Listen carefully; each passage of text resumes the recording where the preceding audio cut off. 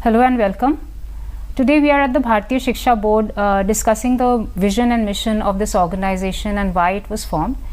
And to take our discussion forward, we have today with us Lakshmi Pramanik, who is the Director of Academics at Bharatiya Shiksha Board. And Lakshmi has been an educator with a wide and very rich experience of 28 years. She has been a PGT of English at DPS Dubai. And before she came to Bharatiya Shiksha Board, she has been the regional school director at ZLearn Limited. So Lakshmi carries with her an extensive experience of being an educator. She has taught at various schools and experienced different types of learners among children.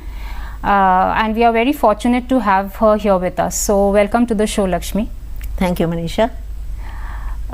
So let us begin with a few very basic questions of your experience at Bharatiya Shiksha Board. So how do you position yourself with the Bharatiya Shiksha Board? I mean, both as a as the academic director of academics, as conceptually and in terms of vision. Thank you, Manisha, for the question. So, as academic director of Bharatiya Shiksha Board, I position myself as not only overseeing the entire curriculum and textbook development, but also the confluence of Bharatiya wisdom and modern pedagogy. So what my role is actually means to me is to bridge the gulf between the schools and our board, so that there is a harmony in education and moving forward in a progressive world where we nurture children with a progressive mind. Not only they become excellent communicators, but they are rooted in Indian culture. And as far as the vision is concerned, I take the legacy forward of Bharatiya Shiksha Board in a broader perspective, the philosophy which states that we blend IKS with a scientific temper. So I have a wonderful team of of very experienced people working with me, who look into trainings, assessments and development of the content curriculum. We have outsourced the best in the industry, resources in the industry. So we work in collaboration to give our students the best possible education that a modern school needs today. A modern school, I mean modern in approach, yet rooted in cultural values. Okay, so that gives me an insight. So how would you define, like, what is exactly the vision of Bharatiya Shiksha Board? The Bharatiya Shiksha Board nurtures a generation that are culturally rooted, academically competent, socially responsible, and ethically they are very empathetic. So what we teach in the textbooks is not mere lessons. We give them life skills to deal with the world to deal with a challenging world, where they become confident in their approaches to modern challenges, and they become excellent communicators. Not only that, they are always, even though we give them westernized I'll not say westernized education, we give them English education, but they don't become westernized just reading the fables, but they are rooted in their ancient tradition and culture. Yeah. So Lakshmi, before we came to this show, I was having a chat with you, and you said that much of your role at Bharatiya Shiksha Board as Director of Academics is with curriculum development. So you are responsible for creating most of the textbooks, all subjects. So what are we truly trying to teach through our textbooks? We don't teach them only lessons, we teach them life. And life, in the sense, it is how to deal with a complex society where students nowadays, when you talk to a child, the child is in a confused state of mind because they are pressurized academic pressure, parental pressure, societal pressure. So we help the child in several ways, so that they are able to deal with that particular pressure. That is our aim. So how to deal with life, so that they are not an individual in itself, but they are a global citizen. So it's in a cosmic world, how they will be placing themselves, the confidence that they get through our lessons, that is our mission and our vision, and we stick to that philosophy. Okay. So why do we teach English to students at BSB, under BSB? Yeah, there, I have heard about many parents saying that why in a Bharatiya Shiksha Board, why do you want to teach English? Yes. Of course, we are teaching Sanskrit, we are teaching Hindi, but we are teaching English not as a Western language, but we are teaching English for communication. For example, a child who is learning, who is getting the best education possible, that our mission is to give a child the best education. That child one day comes out of school and wants to, appear for an interview for admission in a college, or wants to, after college, wants to go for a job interview or an internship interview. How will that child communicate if the child is not aware of, a common platform for communication? Right. So, to give them that platform where the child can express themselves, so that they are able to express confidently their ambition, their feeling, their desire. It is important to learn English, and that is what our textbooks are based on that. Suppose we teach Sanskrit, we teach Hindi, then the child is not going to stay forever in that particular locality. The child will be coming out of that locality, and they will find a place in a global platform. So, in order to have a common communicative, strategy, English is important to learn, which I think the parents also will be, of the same opinion as Yes. As we all do. But definitely, we are teaching English rooted in our Indian ethos. So that's the main perspective. Yeah, understood. So, so carrying forward, this strain of thought that we will teach English, but we will not Anglicize our students. Okay, Lakshmi. So, I am very curious to know that in these textbooks, like under NCF, like you said reading, writing, speaking skills, etc. It's very these are mandates laid down in the NCF. And you have to have exercises, chapters, lessons based on these. What I want to understand is that you must be aware as an educator that children have different learning styles. Not just children, any person as any human being has different learning styles, emotional, affirmative, lots of different learning styles. Kinesthetic is also one of them. So, I am curious to know that is Bharatiya Shiksha Board also thinking about children who are more towards their learning skills are more kinesthetic based. So, what do you do, or how do your textbooks incorporate this skill in your textbooks? Yeah, Manisha. So when I talk about kinesthetic, skill, our textbooks, each and every textbook has got art activity. So through art activity, what do the child learn?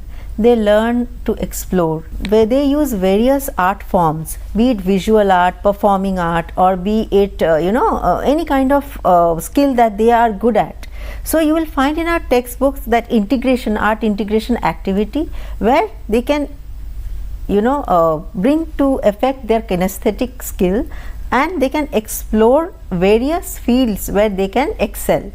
So we also have got to develop their emotional skills, activities to develop their emotional skills. We have got SDG activities, which needs a lot of research work, the case studies that activities that we give in our textbooks.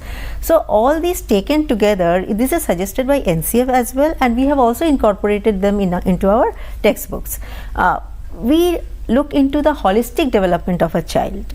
Therefore, we find it to be very effective when it is there on pen and paper and the teacher actually implements it into the classes. Otherwise, if we just tell them verbally, it may not be that effective.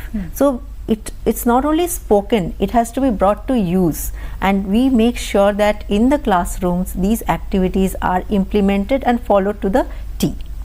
Yes, I mean, as I understand that art in itself, art form in itself, even if it is not about just developing kinesthetic skills, art in itself is very critical or crucial to improving emotional quotient, to the emotional also. Yes, intelligence of children. And I think in this kind of a very vulnerable world, the kind of volatile situation, and it's a way of escape. You can say it's a way of escape. Yes, it is. It is a way of escape, also a release for students. Emotions, I think, I mean, the restless times that we are in, I think it is very crucial for students to be able to express themselves, have an emotional release through these art forms. These art forms. Yes. And so escape, I don't mean escaping from reality, but escape in the sense to give their mind, to free their minds of all the negativity and come out with some positive expression. Exactly. Through their art forms. Right. So like Shelley is, Shelley developed the best poetry as a way of escape. So all the modern poets that we have in our Indian, literature as well. Yes. So it's just that they were pressurized by certain societal pressure or whatever you say, and through an art form they found a way out to bring to the world the best pieces in literature. So that's how we train our students as well. That's really interesting to know. So how do we ensure that English learning does not alienate our students from their core values? Yeah, Manisha, that's a very pertinent question. So for that I would like to show you our textbooks. See, these are our textbooks which we have, the 3 textbooks which we call Adra for English, Punarvasu for grade 7 and Pushya for grade 8. Yes. So what I mean to say is that if you look at the cover page, if you look at the description that's at the back, and if you go through the skim and scan through the pages, you will find that it is rooted in Indian tradition and culture. So we teach art, we teach through our ancestors, we tell our students to know what our ancestors have left for us to learn, that our culture is so rich with with science, with art, with philosophy, which they may not be aware of. It is through English that we bring all these things before the child. Our stories are also based on Indian heroes, our Indian festivals, Indian you can say the various languages that are there in India. We are trying to have a multilingual approach as well. Right. So everything is blended into our textbooks. So English is not English as anglicized English, but Indian English through our culture. Okay, so that was a very interesting, what I found, very beautiful and interesting is that these textbooks are named after Indian constellations. Yes. Like the 6th, 7th, 8th, as per the, the class textbook, that particular constellation in the sky. So, so that taking, cue of this thought, and what you mentioned, how do we teach English? Like, what is our teaching strategy for English in which we ensure that we are not alienating? Of course, I understand that we are blending the Indian knowledge system and we are not anglicizing our students, but what is our approach to teaching English? Like, how would you say that the teachers are instructed, teachers who are teaching these textbooks are instructed to teach English? Okay, so you must have heard of Swami Vivekananda. So he gave a speech in Chicago, which was totally in English. Yes. He was Western educated, but he never forgot his Indian rootedness. If you take example of Sri Aurobindo, who taught in English, wrote in English, yet he was rooted in Indian culture. So if we have our great ancestors who were Western educated, yet they spread to the nation, to the entire world about Indian, Indian knowledge systems, then why can't we give the same to our children as well? Why do we forget that our children are Indian students who already have a rich legacy? They are learning English, but yet they can become global citizens, spreading taking forward our legacy. So this is our mission, and as NCF we always blindly follow NCF 2023, which suggests listening, speaking, reading, writing as the skills which needs to be developed for a child. If you go through our textbooks, you will find there is scope for research work, there is scope for there are passages for listening skills, the writing practices that they get through the textbooks are immense. We have activities, we have so many so many areas where the students can develop these 4 skills that NCF suggests: critical thinking, expression, communication, and collaboration. You will find all these 21st century skills embedded into our textbooks. Okay. Now going beyond this, let us take it to a more general, general approach to education. That why do we teach at all? What do you think is our larger role as educators? This is, and it's not just limited to English, or like you said, we teach life. So, what is our role, or what is our larger, purpose as educators? As educators, we are nurturing children, a generation Yes. that needs to be hand-holded. So hand-holded, I'm not saying that we follow a rote learning method, which we used to do traditionally, that we just give it to our students and they digest it. It's not that. We are educators. We want to nurture critical thinkers who can create a world which, a better place to live in, and can contribute globally in a very progressive way. We are a bridge between parents, teachers and students. It's not only the students that we nurture, even the teachers need hand-holding from our end. As a board, we always look after the entire all the stakeholders, so that we have as a board, we have a place where people can say that yes, Bharatiya Shiksha Board is actually preserving our legacy. So that's our motto. That's what we are. That's why we are teaching. It's not only English. If you go through social textbooks, if you go through maths textbooks, science textbooks, everything is, they have that. We are building that scientific temper in the students as well, with Indian rootedness, IKS blend. So everything is there in our textbooks. Okay. Conversing with you, I come to this conclusion, what I get a feel of this is that while we are, our education system is rooted in IKS, we are actually through IKS, creating global citizens, I suppose, global and cosmic citizens. So that is where I'm interested and very keen to know that what are we teaching them beyond the subjects? Like you said, that all our textbooks like maths, or if even if it's science, even if it's maths, if we are teaching them very purely technical stuff, we are trying to bring them back to their roots, and we are trying to create better citizens, not just for our country but for the world, for the universe. So that is one concluding question I would have for you, is that what are we exactly teaching them beyond the subjects? Like how would you say that this education goes beyond subjects, not just rote learning? How do they imbibe that in life itself? So we are teaching humanity, I can say, Yes. so that they become good human beings, helpful human beings. They understand the society, and they are educated in a way that they give back to the society in whichever way possible. They may become doctors, engineers, they may become good teachers, but after all, what human beings are they becoming? How much impact they are creating in a global atmosphere? That is more important than just learning the textual lessons.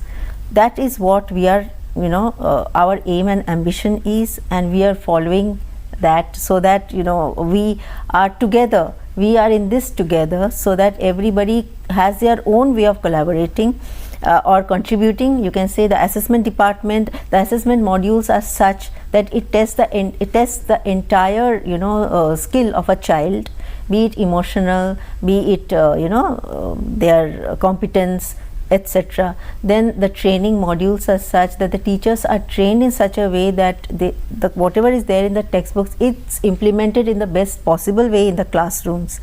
So in every sphere of whatever we are doing, we are trying to create a world which is best suited for a child, where they develop their love for nature, they preserve nature, they understand that it is important to be thankful that they have such a wonderful world to live in, and they become the best citizens that any parent can be proud of.